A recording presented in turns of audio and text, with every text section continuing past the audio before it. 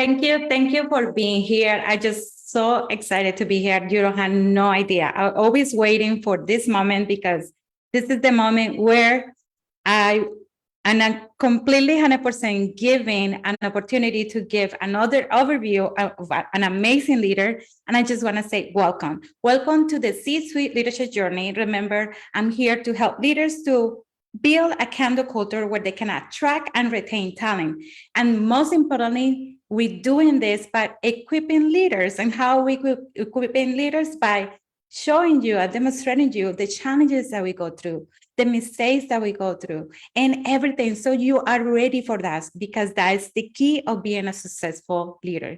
And today I have a special guest, and he is not just an executive and incredible leader. He is also a friend of mine. He's part of my tribe, of Try as a Leader, and also as somebody who loves serving the community. So please, right now, let me help me welcome William to the stage. Ooh, I'm so excited for you to be here. You can mute yourself, William, right now. Yeah, I've done it. I've unmuted it. Thank you for having me. It's a pleasure to be here.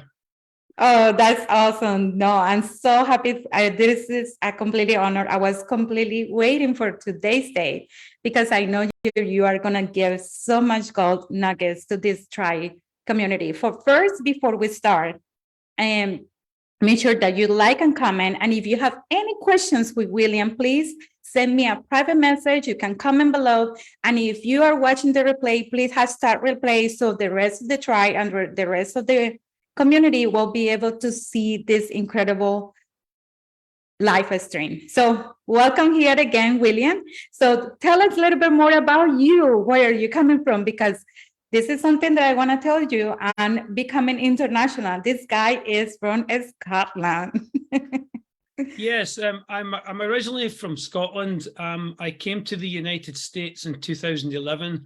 I worked in local and central government most of my life in Scotland, so working in big departmental structures.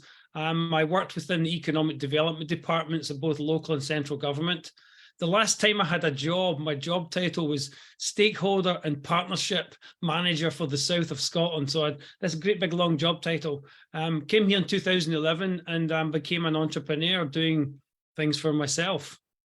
That is so fabulous. I didn't know that you were coming in 2011 because I've been here 2001. So basically, I'm 10 years ahead of you, but you're actually becoming and being so successful right now. And this is something that inspired me to actually learn more about you, because I know there are so many people who are coming from different countries and they feel like, how I can be an entrepreneur, how I can open my business, how I can become a leader. They don't have to be an employee all their life. So this is something that I want to ask you, William. So how make you decide to become an entrepreneur? The biggest thing for me was freedom. I always had a job. I always had to be at the office. I had to be at work at a certain time. You had to take lunch breaks within rules. I'm not saying don't follow rules, but I enjoy the freedom of working for myself. If I want to take a day off, I take a day off. If I'm sick, I don't need to worry about calling in anybody. Okay, you may need to call some clients and connections, but you take control of your life more being an entrepreneur and working for yourself. Yes, I totally agree with that, because sometimes you feel like, when I'm talking with my kids, it's, hey, let's do something today. Mom, I gotta work. No, Mom, I can't do that. I have to do this. I have to work until 6, 7. Feel, oh my God. But also we as leaders, we work 24/7, but we had the facility to take off whenever we needed to. So that's what you're talking about, right? Absolutely, because if I decide I was going to take the afternoon off, I can always catch up at night. Or the other side of that coin for me is I always feel guilty if I take time off. Like the week of Thanksgiving, I took most of the week off. I was kind of working in and out, but I felt guilty the fact that I was in my living room watching the World Cup games when I feel as though I should be working. So that's the other side of it, because you work all the time, and that's something that you have to be prepared for when you're an entrepreneur. It doesn't leave you. You can't just leave the office and go home at night and put your feet up and watch TV. You never stop. That's the downside of it. But as I say, the freedoms that comes with it are much more important to me than the downside of it. It's fun being your own business owner.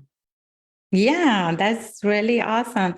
Well, you were talking, actually, I was thinking about something that it happened to me like long few years ago, when I used to be an employee.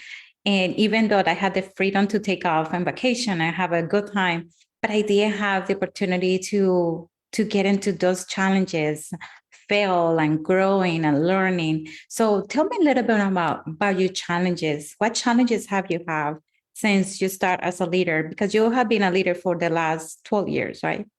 Yeah, I mean, some of the challenges that I still to this day, but I've grown out of it more, is I hate being told no. Like when you're presenting to a client, and especially with what we do, I know we're not here to sell my services. We help businesses save money. And when somebody says no, it kind of like, it's almost like I turn white on the inside.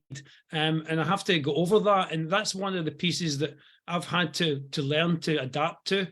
And when people are saying no to me, or people are kind of like looking at me funny when I speak about what we do, because not everybody will get what you do, no matter what your business is, unless it's an obvious thing like I make shoes or something.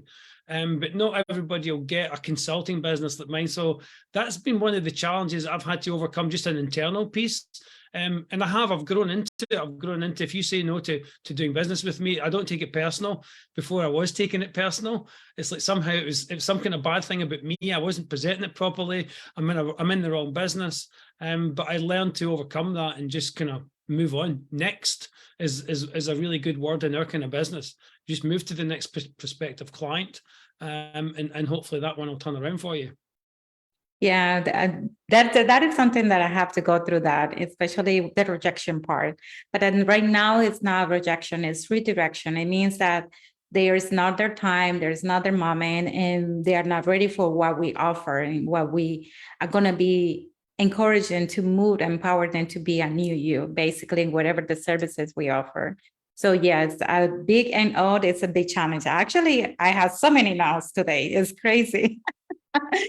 But one thing that you have to think, William, is that everything that we offer in our business is exclusive for one particular niche. So what is your niche, William? Well, I mean, we're expense reduction consultants. So what's special about what we do is that we'll audit costs for businesses, speak to the vendors on their behalf, and we don't charge any fees for doing the work. The clients will only pay us a share of any savings we identify for them, and that's only if they accept our recommendations. We'll look at the cost for free. If we don't identify savings, they don't pay us. If we look at the costs and we do identify savings, they're only going to pay us a share of those savings if they accept the recommendations that shows them how to save money. And then we take payment over a period of time. So that's what's our niche, and what's unique about what we are doing is that we only charge a fee to our clients if the client is getting a successful result as an outcome from our work. Yeah, wow. So you guys, if you're listening to William right now, if you are struggling right now, especially because we're going through this recession, it's a lot of going on. If you feel like your expenses are too high, connect with William. He will be able to support you and help you the best way, because he has the strategy and the path that you need to save some money. So that's great. So what about your leadership, William? Let's talk about a little more about your leadership, how you actually be, I know you told me the challenges is to say no, but what challenges have you have as a leader, when you actually become, started 12 years ago and who you are right now? I mean, when I started in business, I'll be honest with you, I was kind of wet behind the ears, as they say. Although I worked in economic development before, supporting businesses and supporting local communities, I'd never actually run the business. So that was a big learning curve, is to get in there and run a business, because even like my business, where it's fairly easy because it's a consulting practice, but it's still a business. You still have to deal with accountants and QuickBooks and all the things that comes with running a business and be organized. And I guess for me, one of the biggest challenges was just learning to lead from the front and not be part of a tribe, as it were, and be my own tribe and be the leader of that tribe, and listen to my own advice and listen to other people's advice. Also, learn to not really care too much about what other people are saying, because that's important when you get into business. Because there's going to be a lot of noise, people telling you good things, people telling you bad things. So those were challenges for me at the beginning, getting into business and listening to all the noise that was coming from the outside, and just being able to kind of get my head down and go on with it. Because I guess initially I didn't think I would be successful, because I'd been so used to having a job. It was easy just to turn up at the office, and you could have slow days and busy days. It was easy. So I guess the biggest challenge in all of that is that it's harder working for yourself, especially at the beginning, because it's like if you start a new job, you have to learn. And starting a business is more than a job. It's your life and your lifestyle. So adapting to all of that was a big challenge for me in the beginning.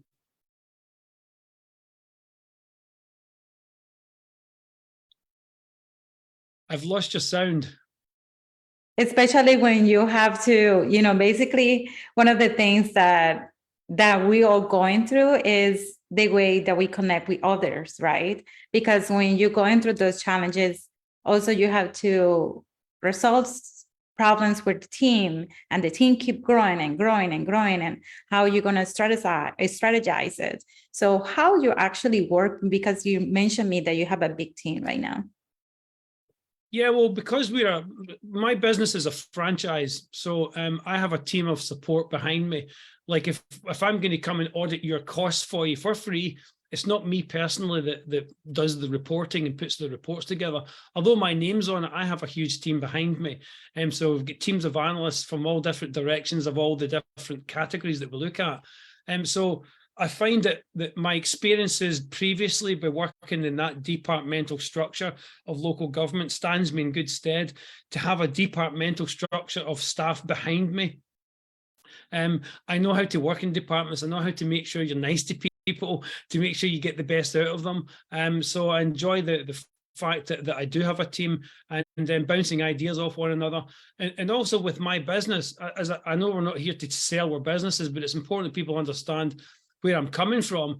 Is with my business, although I've got that team structure of 120 members of staff behind me, there's over 240 people like me does what I do across North America, and we all pull together. So it's a very large team that I work within, but my own particular office, I'm the head of it. I'm leading it from the front. So whatever I say goes within the rules of the franchise, but it's my business, and we get the opportunity to lead our business the way we want to, just like any entrepreneur. Wow, that is awesome. So tell me a little bit more about your leadership. For example, every leader had different strengths because we all come in different packages, right? That's basically what I mentioned. It's like we are all different package. So if you have to tell me exactly what is one or two strengths that you have and that you have to grow, what do you do to actually grow those strengths? Well, I mean, just speaking about growth, is that you have to keep moving forward. And as a leader, I'm always learning. I'm never telling everybody what to do the whole time. That's not how it works. You have to encourage people. You have to take their advice, even if it's horrible advice. You take it, and you take it anyway. Because even bad advice is good advice, because it kind of lets you see what not to do sometimes. So I like to lead from a perspective of where I take enough advice from people with a pinch of salt, but also I do have my very strong views on things that I know about. Like I know this business inside out, and I won't have anybody telling me how to do it differently, to a degree. Because I know what I'm doing. I mean, I could talk about my business. We could have this whole conversation just about my business, and we could talk about it. But from a leader's perspective, I believe in taking the advice and the support from the people who know what they're doing. Don't think you can know all, because you can't know all. Although I'm almost contradicting myself by saying that I know what I know. But that's one of the joys of having that team behind me, because as a leader, I can lead my business, but I have my teams of analysts for each of the categories. They bring their specialized knowledge to the table. And any leader, any of the billionaire people you see in TV and around the world, they've all been successful because they've brought good people beside them to help them.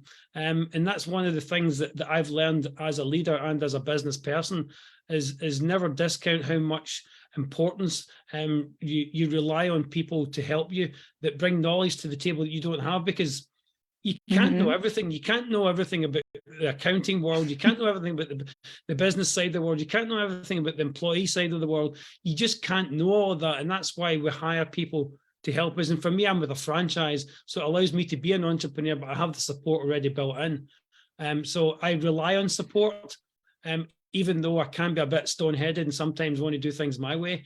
But I guess most leaders are like that. They have their way of doing things and they like to see it done that way. But at the same difference, you have to learn to adapt as you move along. Yes, that is super important. And you just reminded me something that when you mentioned that, those things that you don't know what you don't know. So that's why we call it blind spot in coaching, right? Because sometimes you feel like it's something invisible, that it's something is off. It's like we call it the gap. Then you feel like, okay, this is what you need to do as a leader. This is where I need to be, but I don't know what is the click, right? The gap to actually put things together. So what have you done, William, to actually improve in your leadership or grow in your leadership? Well, the first thing is to recognize that you have to keep growing. If you don't grow personally and in business, you're being left behind. And it's not like you're physically going backwards, is that business people and personal people are all going to catch up with you and leave you behind from that perspective. So for me, it's important to continue to learn, continue to grow. As I say, although I can be stone-headed, never think that you know everything and you're never going to learn something new. I mean, there's never been a truer saying is that when you wake up every morning, you learn something new every day. It's incredible. And I find is that the older I get, the more I'm actually realizing that, and the more I'm appreciative of that is that continuous learning. And that's important for anybody getting into business, whether you're with a small business or whether you're with a large business, is that ability when you're leading or you're part of a leadership team is that you have to learn to grow and you have to accept new ideas. You can't be set in stone. You have to allow the technologies, you have to allow all the knowledge that's coming into the business world to be part of your business. Because as I say, if you don't move forward, you don't continue to grow on a personal and a business level and on a like a mechanical level of your business, your business and you will get left behind. It'll be like you're going backwards because everybody's just going to be pulling away from you. Yes, exactly. That's actually, so what if you have to give an advice to any of the members of this community or somebody who is watching us right now on YouTube, what would you say that is the two things that they need to do to become a successful leader? What will be your advice? Well, be confident in the service or the product that you're selling. Be confident in that. And before you get started in business, make sure you know your numbers. And even when you're in business, and I can actually share this with you, because you know that I'm an entrepreneur, that I've been doing this for 6 years and I've had other businesses. I recently had another business on the go and I stopped it after 7 months. It was an added business on top of this, but I made a business decision to stop doing it because the numbers weren't right. So you have to take into account your numbers as well as believing in your product and service. And if the numbers are not right, they're not right. And sometimes you have to just kind of like, it's not throwing the towel in, but sometimes you have to realize when it's time to not give up. And I don't like giving up. When I start something, it's a 10-year commitment as a franchisee with this business. I'm six and a bit years in and I'm still going strong because I know I've got 10 years and I'm going to commit to 10 years of doing this. So commit to it, believe in what you're trying to sell. And know your numbers and take advice on that, because you have to find out what your industry is like. And it's not just about your business. Learn what your competitors are doing as well. Yes, that's exactly. So the first one will be productive certainty. You have to know that your product is the best of the best on the whole universe. And the second one is to have 100% confidence in yourself, right? Yes, because if you don't believe in yourself, if you don't believe in what you're selling, because we're all selling something, whether we're all selling, you're constantly selling. If you don't believe in it, you'll never be able to sell it, because people you're trying to sell to will sniff that out. Like, it's so easy to tell when somebody's not confident in themselves or with what they do. You can learn the confidence within yourself. You can become more confident, because I never used to be confident doing this kind of thing. It's like, 10 years ago, you'd never got me in front of a camera to do this. So you can learn that aspect, but you have to be confident in what you're trying to sell. And that's important. That's imperative, that you have to believe in it. Because if you don't believe in it, you'll never sell it. Yeah, and that's so true. And now that you mentioned communication part, so this is something that I wanted to share with the audience right now. When I used to start like recording myself, doing trainings in the big corporations that I used to work, I have a script. And I was reading it, and people didn't even know that I was reading it because I feel so uncomfortable. I feel like completely I have no certainty at all because I said I don't want to pronunciate a word that is not correct. I don't want people make fun of me. I don't want, all the rejection piece was like a key for me. And it's still sometimes, even though I'm doing this video, maybe some words will come out right, some words didn't come out right. But right now, honestly, I don't care. Well, you always have to be prepared, because like I can tell the viewers that you sent me the questions you were going to ask me before we haven't rehearsed them, but I wrote out some answers. I'm actually not really answering them the way I'd written them out, but what it was that mental exercise that allowed me to go through those questions rather than having them cold at you. I mean, it's fine if you can ask me any question. If there's any viewers want to ask me a question, I'll answer the question. But it always pays to be prepared. Always be as prepared as you can before you go into any presentation of any kind. And this is a presentation, however you want to call it. It's an interview, but it is a presentation of you and me and how we can possibly help people that are looking to get into business. So you have to be 100% prepared, and it'll never do you any harm. So as you say, if you've got your ways of doing things, do it those ways. If it works, it works. I'm not going to tell anybody how to prepare. If you're being asked questions, I would suggest that if you know the questions beforehand, give it some thought to what you're going to answer. And right now we're completely off script, which is nice, but it's because when you prepare, even if you don't use the script that you prepared with, it'll give you the confidence to be able to talk about what you want to talk about. Yes, exactly. Preparation is the key. Trust me. Preparation is the key, especially when we talk about communication. And as a CEO, as a leader, just record yourself, videotape yourself, see what is your facial structures, what do you do, what do you say, whatever you said, or something that you do in your eyes and your mouth that doesn't look right. But the most important thing that you have to be authentic. That is what I live by no matter what. Just your authenticity, people will sense it. Yes, and I do my video interviews, and you and I did one a couple of weeks ago, and it's one of my ways of giving back to the community. And I can be honest with you, I really wasn't comfortable doing it. And when I started, because I was looking at the recordings, I was seeing my facial. I was thinking, I'm too Scottish. I'm speaking too fast. I'm just looking at everything I thought was wrong with me. But you get over that, and you realize is like, you know what, you're no different from anybody else. Because if you sit and watch somebody else who's videoing on TV or whatever, watch some of the nuances that they have, the little facial expressions, you're no different from anybody else. Again, that took me a little while to realize that and be comfortable with it. Because as I say, 10 years ago, you'd never got me in a million years getting on a show like this with you. I just wouldn't have been comfortable to do it. But again, you can learn anything in life. You can learn to come out of your comfort zone, and that's something you're going to have to do if you get into business. Whatever it is, you're going to have to get out of that comfort zone. And just jumping in and doing it will help you do that. So if it's somebody who is completely brand new in leadership, so they are in a management position, now they become into a C-level position.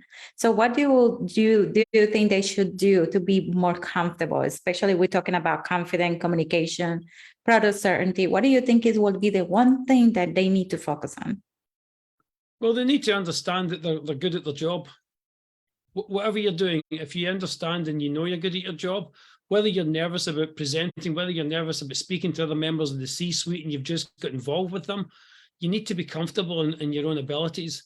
And the reality is, if you're an employee of a company and you've moved into from management level to senior management level, you're there for a reason, and be confident in that, because there's other people around you who's promoting you. You haven't promoted yourself.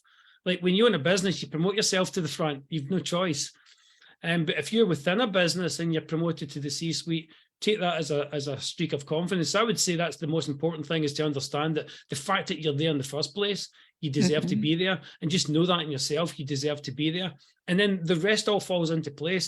It sounds easy, it's not, but it does actually fall into place because you become more comfortable in your surroundings. You become realizing that I am one of the team, and I'm very much a contributor to the team. I'm one of these people, and you just have to be comfortable in it. Yes, especially when I do my leadership training, especially the 5 levels of leadership, when somebody's going to jump into the C-suite level, basically the one thing that I would share for you and the most important advice is that you have to love people, because you're going to deal with a lot of crazy things. And people, sometimes they are not as easy as we think, managing people. But when you become a people leader, is something that you have to become. That's what I teach in my leadership training, is to become a coach. You have to go to the next level as a leader, is to be able to coach somebody, to be able to help somebody break through, to help somebody improve, to go up all beyond the limiting belief. So that is my advice. And of course, what William is sharing here is completely gold nuggets. And I have a question for you. I just got it here. William, so here Jeff said, and he is asking, thank you so much, William, for sharing this. This is incredible. I really love your, wow, encouragement. In a short period of time, you have done so much. They said, thank you. But one question is, what is one of the obstacles that you have found when you start leading? Sometimes for me, it's myself, getting to that stage of believing in yourself. And you touched on a good point there, is like that handling people. Not everybody's easy to work with. And me personally, trying to not take it personally when somebody's not being very cooperative or they're being deliberately awkward with you. I found that to be challenging. And my idea of being in a leadership role is like dealing with difficult people is difficult. And you have to take everything with a pinch of salt, and you have to take it on board. And you have to understand that you're not going to have it easy the whole way. And that's, for me, it's one of the biggest challenges about dealing with the people. And in that place is dealing with those difficult people. Some people don't want you to succeed. And you'll find that in life through jealousy, or somehow makes them feel more comfortable in their skin. Whether that's you being a business owner, whether that's you being part of a team, there might be other people in the team that doesn't like you being there or feels threatened by you. So those are some of the challenges that I would suggest that you have to be aware of, is like, just getting back to be comfortable in yourself and being there. But you touched on working with people can be really, really difficult. There's nothing more difficult than people. Oh, thank you, Jeff, for the question. That is awesome. So we know that managing people is something as difficult, but is manageable. So we can have, Yeah. Actually, as a coach, I can tell you that there is some different ways that we can help you. If you're going through that, we can help you actually overcome that, so you can connect with anybody independently of their frustrations, the language, and their personality. So just give you a little bit of heads up. So William, how, this is something that I ask everyone who is coming to talk, especially in this C-suite leadership journey, is if you're about to write a book, what will be the book written about, and the title and the back of the summary of the book? I'll be honest with you, and I know that we prepared and we had that question in front of me earlier today, and I looked at it. I'm actually going to look at a note that I put over here, because for me it was a difficult question. It's like, God, if I was going to write a book about myself, or have a book written about me, what would the title be? So I'd actually written in my notes, it would be Life's Trier. Like I'm one of life's trier. And the piece in the back of the book, that little kind of monologue at the back that gives you a clip of the book, it would be about the crazy Scotsman who's a bit of a dreamer, but he never gives up chasing his dreams. And you shouldn't give up chasing your dreams as well. Excellent. I guess that's quite simple. Life's trier, because I do try in everything I do. And anybody watching this show should understand that if you're moving into the C-suite, you're moving into business ownership, you have to be prepared to keep trying, keep doing it. So I kind of live by that. I just keep trying my best. Sometimes you'll succeed, sometimes you'll fail. The failures are a blessing, but the piece at the back of my book would say that I keep chasing the dreams, I keep trying to do it. And yeah, that would be the title of my book, Life's Trier. Yeah, I want the book now. Maybe I should write a book. Maybe I should actually go and write it now that I have a title. Now that you have a title and you have an explanation, I was kind of excited to read it, because honestly, some people give up just right there when they are about to find a goal. When they are about to make it, they just give up, because that's part of the journey. We are like this all the time as a leaders, as a business owners. We have up and downs, but when we go down is when we need support. That's why the coaches and mentors are very important. That's what the surround and the inner circle, the people who are around you, are going to support you in those moments where you are going down. But then you toxic speak. That's just the natural of business. It all goes back and forth, and just be ready for that. So thank you so much, William, for having you here. I just so thrilled. So how the community can support you, connect with you, maybe reach out to you to help, to get some assistance with reducing some costs. So where they can reach out to you? Well, they can reach out to me at my email, which is, do you want me to say it out, or will it be in the notes, or how's anybody going to get my email address? So my email address is my name, william.mckissock@schooleymitchell.com. Or you can reach me. I'll give people my cell phone number. It's my business number as well. It's 813-449-1215. And I have a website as well, is schooleymitchell.com/W Mckissock. So there's lots of ways. I'm very approachable. One thing I want to add just before we finish here is that never give up. If you get into business and things are tough, as you say, you have those days up and down. Sometimes you get that up and down within a day. Is never give up, because the Richard Bransons of the world, these people never got rich by having a fast buck appear. It takes time. So whenever you're getting into business, make sure that you understand that it's a long game. Whatever you're doing, you're never going to just open your doors for business and within a month you're going to be rich. That's not going to happen. And that's important that anybody getting into business understands that. But you do have support, and support like what you offer. It's fantastic that you can help people deal with all the difficult people. Is one of the challenges that I find, is dealing with difficult people. Sometimes I just don't know how to handle it, but you learn how to. To have the support of somebody like you in business, to help you get through everything, to help make sure that you understand it's a journey, it's a long journey, and it's going to take some time, but stay with it.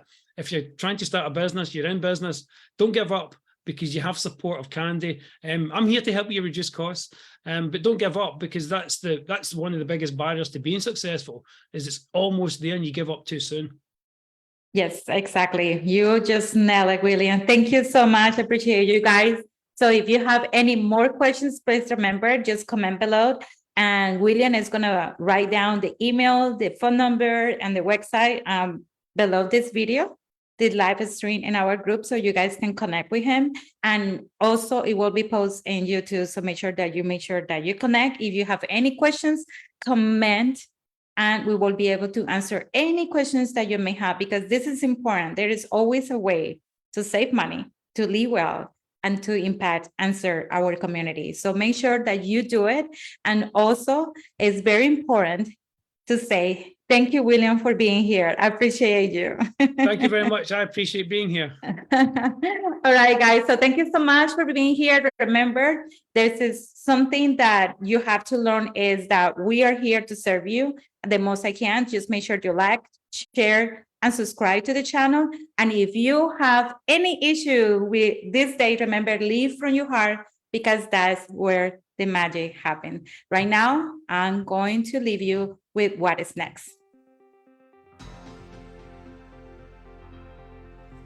Hi, my name is Carly.